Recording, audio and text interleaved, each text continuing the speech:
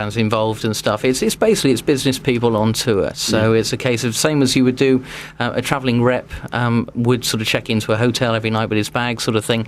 Because it's a bigger operation, you've obviously got to take your home with you. So a lot of travellers actually do have sort of homes themselves, which is sort of bricks and mortar. But obviously to be travelling throughout the year and things like that, and to be from sort of one event to another, you need to have basically a sort of mobile home with you, and that's the sort of situation with it. Yeah. I know.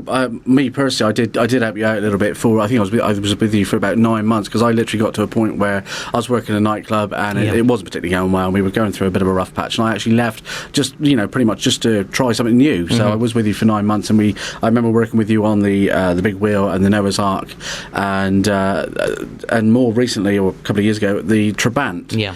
Now, for those who aren't sure of a Trabant, I know a lot of people in the Redruth area used to call it the Mexicanat, didn't they? Because it literally looks like a kind of a sombrero Mexicanat, which it's kind of a strange ride, because it's like a twister in one respect, because it goes from side to side, but it tilts, doesn't it, up on its side. So you got it's a two mechanism kind of ride, which I always like. I was always a big fan of the Trabant. But it's fair to say, with the rides that you had, they were all pretty much prior 1970s models, weren't they? Yes. So nothing was particularly sort of fold up, and as a lot of the current machines are that are coming through from sort of Italy and from Germany now. So, so very, very manual work. So I think it's fair to say spare a thought if someone's out there with an older machine. Exactly. Yeah, it was a very good way to lose weight. Anyway, put it that way. Tell me about it. Yeah.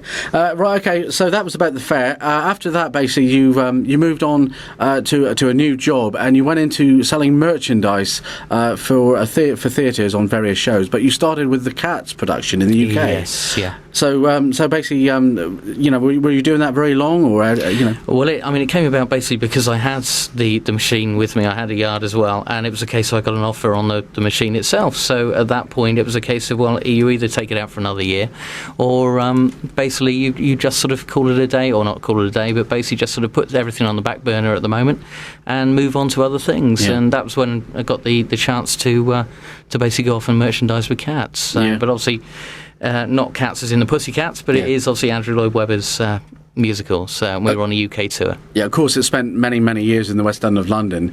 It did spend many years in the West End, and of course you did the UK tour. Yeah. And so what other jobs did you do in the Cats production while it was? Well, it was good. Again, I keep classing everything as a learning curve, but it's very much a case of I was on the merchandise side, which gave me a lot of spare time, so I then got involved with the LX department, so basically the electrics department of the show. We would do maintenance days. We had a lot of moving lights on it as well, so it consumed a lot of time doing sort of relamping, cleaning out.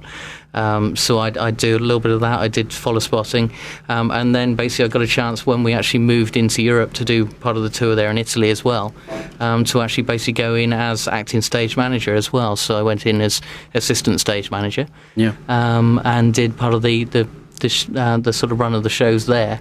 And then we actually had a wardrobe mistress who went unfortunately ill, and everyone in the wardrobe department moved up, and I suddenly went from assistant stage manager to assistant wardrobe. So, so it gave me a chance to move props around and wash dirty pants. Yeah, so plenty of unusual sights, no doubt, at the back of the stage. Very much so. Okay, Steve, we're just going to have another quick break, and we're going to be coming back and talking a little bit more about the Cats, and then your tour with Chicago.